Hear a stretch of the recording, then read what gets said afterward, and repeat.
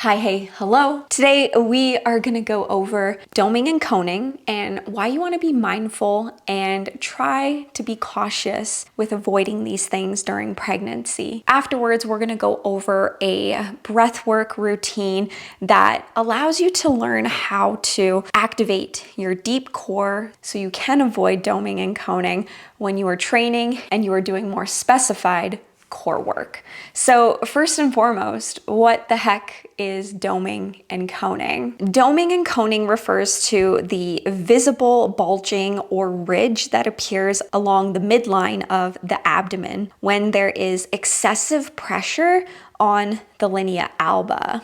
So that's the connective tissue between the abdominal muscles. This often does happen during pregnancy, postpartum, or if you're dealing with diastasis recti, which is abdominal separation, which does happen in 100% of pregnant women, so don't let that freak you out. But trying to avoid doming and coning during core work is very important. So they're essentially the same thing. They tend to be used interchangeably. Coning is often used because the bulge can resemble a cone-like shape when pressure builds in the core. So why does this happen? It occurs when the deep core muscles, so your transverse abdominis, aren't properly engaged, causing the abdominal contents to push outward. So this is most noticeable during exercises like crunches, hanging leg raises, planks, and sometimes with heavy lifting if you aren't breathing correctly. So is this bad? Seeing occasional doming or coning isn't anything to freak out about. It's the repetitiveness of it that we want to avoid. So if you're in the beginning of your pregnancy, you may notice that you're doing this already. I definitely noticed that in the beginning of mine, where I've had to make some specific adjustments to how I am breathing to make sure that my deep core muscles are being utilized effectively. So that's the first way that we can prevent coning and doming, is to make sure that we are breathing correctly. I have a previous video going over diaphragmatic breathing, which I highly recommend you go back and check it out if you haven't already. In addition, we do want to make specific modifications to our core work. So pay attention to which movements are triggering any doming and coning, and if you can't regress the movement to avoid it, that's when we want to make substitutions. Some individuals don't notice it for certain exercises, whereas other individuals do notice it for them specifically. That's why I'm never really going to give you guys to exercise suggestions. Like, I'll give you suggestions that work for me, but you always want to experiment it with yourself. There's not a black and white list where I say, do these core exercises, don't do these core exercises, because what works for me is going to be extremely different for you. So I'm going to give you the things to pay attention to, the signs you want to pay attention to, and the cues that are necessary. So now let's go over a follow along breathwork routine that I have found to be very helpful for my prenatal clients and as well for me to avoid doming and coning. And I like to do this routine once a day. Doesn't really matter when you do it. You know, if it's right before bed, that's great. It's just about doing it repetitively so you can kind of teach your body how to engage your deep core effectively, which will be transferable to lifting. If you have the time available to do it before your workout, even better. I don't always have that time, so that's why sometimes I'll do it before bed. If I do have the time to do it right before a lifting day, then I'll do it at that time as well. The biggest thing is to make sure that you are implementing this regularly into your routine, so that way you can teach yourself how to do this correctly. Okay, so I'm gonna get onto my yoga mat here. I'm gonna take off my shirt just so you guys can see my breathing patterns, hopefully okay. And this will be a nice little follow along, so you can do this when you are either doing it right before you lift, or if you are doing it right before bed.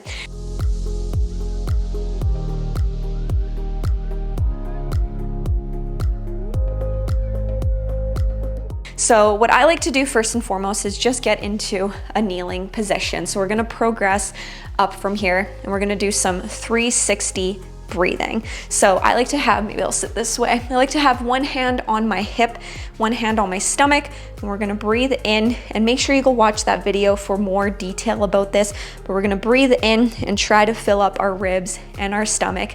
And then when we breathe out, we're gonna contract our pelvic floor.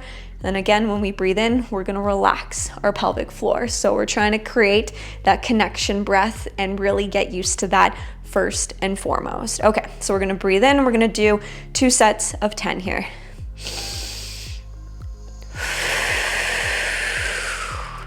And when you breathe out, try to pretend like you are zipping up a sweater and really trying to like pretend like you can take a punch, or right before somebody goes to tickle you. Like that's the contraction that you should feel in your core when you are breathing out. Okay, so let's go again.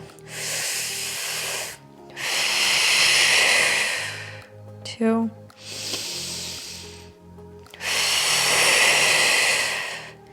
3,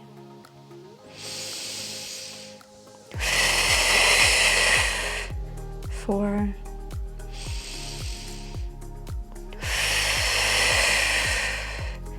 5,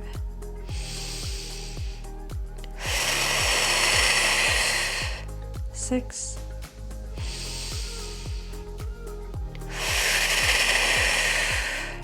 7,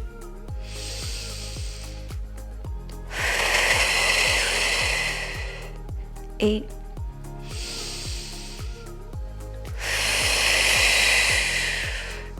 9,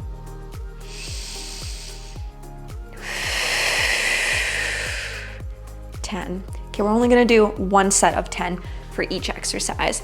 Next, we're gonna do the exact same thing, but we're gonna be in a quadruped position, okay? So we're just gonna come down on all fours, and we're gonna do the exact same breathing technique here. So you should see my belly drop and my ribs are expanding when I'm breathing in. Then when I'm breathing out, I'm really contracting my pelvic floor, pretending like I'm zipping things up and then I can take a punch in my stomach, okay? So let's do 10 reps here, 10 breaths, I should say.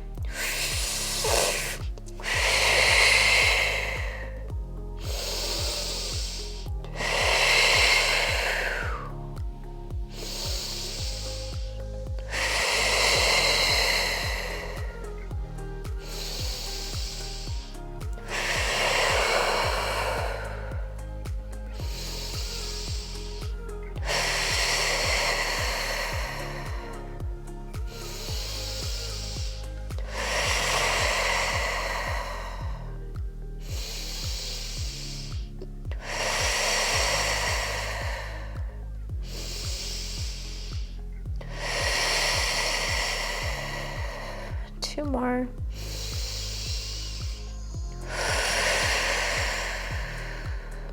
Last one.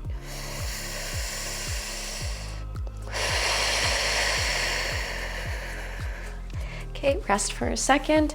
Next one we are gonna do is a cat-cow, okay? So that's when we are going to completely arch our back and then we are going to completely bring it into flexion, okay? So I'm sure you've done this exercise before, but again, really focusing on our breath work when we are doing it. So when we arch our back, that's when we're breathing in, and then when we round our back, that's when we're gonna breathe out and really contract our pelvic floor, okay? So let's do 10 breaths here. So start out neutral, and we're gonna breathe in, start off with arching our back. Breathe in, and breathe out. And work with your active range. Don't go too far. That feels uncomfortable. You should feel no pain here. Good stretch though. 2.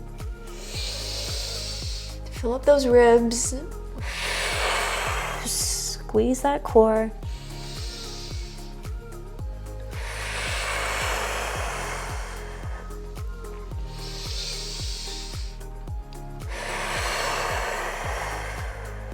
Breathe in.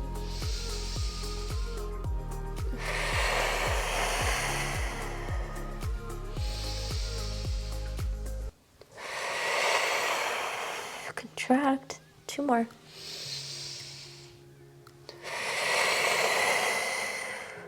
Last one. Breathe in and out. Good.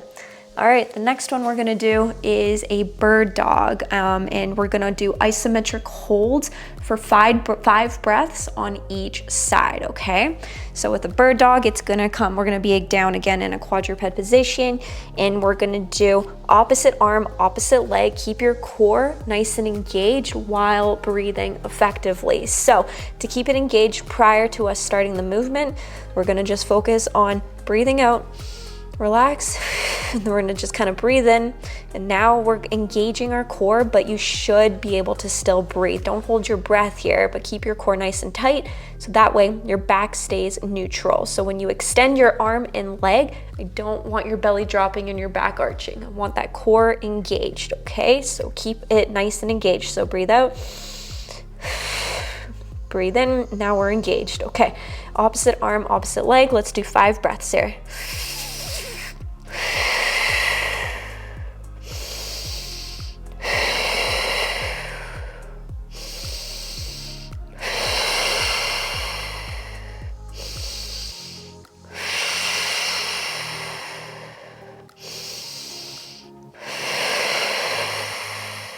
Other side, okay. We're gonna engage, now we're gonna extend. Nice strong arm, nice strong back leg.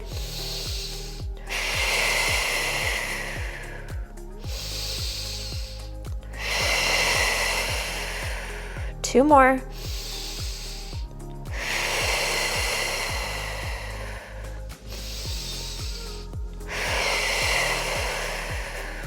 Good job, relax. Now we are gonna do that again, but instead of isometric holds with each breath, we're gonna breathe out when we extend, and then when we breathe in, we're gonna bring that arm and that leg back together. Breathe out and extend, arm and leg back together. We're gonna do 5 on each side. Let's get into position, and here we go. Breathe in and out. In and out. Good job. 3, 2 more. Keep that back leg and arm nice and strong. Last one. Okay, let's switch sides. Keep that back. Remember to keep it nice and strong. Keep that core engaged the whole time. Okay, here we go. Breathe in and out. In and out. In and out. 2 more. Last one. Good job. Okay, we have one more that we are going to do in this quadruped position, and then we're gonna do 2 lying on our back, and then you are done. Now we're gonna get into a bear crawl position here. So we're still gonna be down on all 4s. All we are gonna do is we're gonna do 5 breaths here, because you wanna pay attention to your core, making sure that you're breathing properly. Remember, no doming here, so it might be hard to tell. So if you wanna set up a camera and film yourself, you wanna make sure that you aren't noticing any protruding whatsoever when you do the bear crawl, okay? So we're only gonna do 5 breaths here, and if you notice that you are protruding, then that's totally okay. Just come down and maybe hold one leg up at a time, okay? So if you can do it, that's perfect. So we're gonna come up on all 4s, and we're gonna have our knees hover, and we're gonna do 5 breaths, okay? Here we go. Out. Breathe in and out.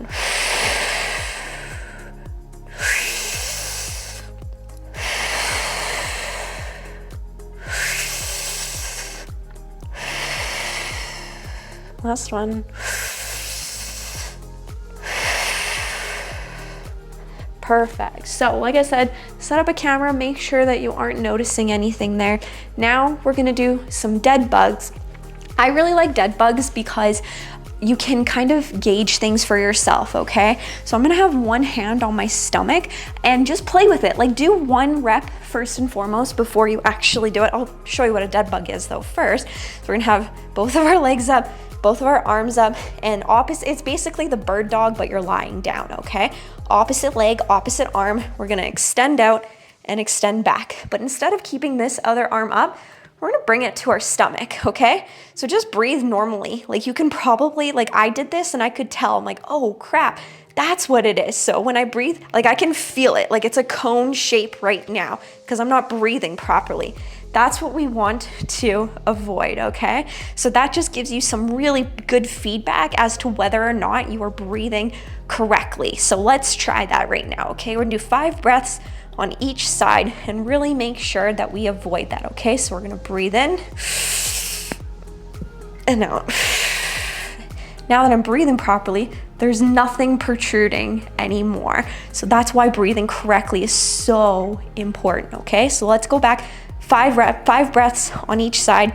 Keep your hand there so that way you can give yourself some feedback to make sure that you're breathing properly. If you notice that you are, just try not to extend too far. So just come back like this. Like when you start to notice that you're noticing that things are bulging, just reduce your range of motion and you'll be able to work up to that eventually as you get used to these breathing techniques, okay? So let's go, 5 reps, 5 breaths on each side.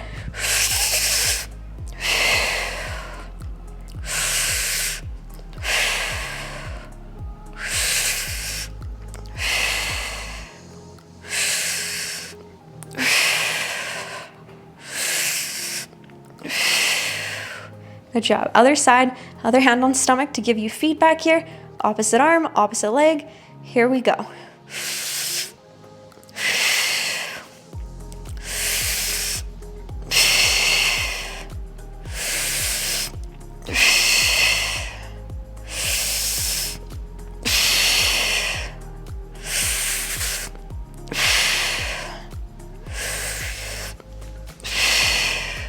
Now you guys can probably hear me breathing, right? Something that can be very helpful if you notice that you are seeing that bulging or feeling it when you're doing these, make a sis sound when you breathe out. I find that so helpful, especially in the beginning when I was trying to get myself to breathe properly. So when you breathe in, then breathe out, go sss, sss, just like a snake. I know it sounds super annoying, but it does help. I saw somebody else do that. I'm like, that's gonna be really annoying, but I tried it and it actually does help. Okay, so that is it. That is all I have for you. Like I said, I know that that feels like a longer routine.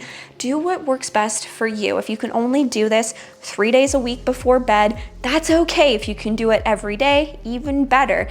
It doesn't really matter. The biggest thing is that you are trying to make this a priority because it's going to be super transferable when you're lifting and very important when you are doing more specific core work for yourself.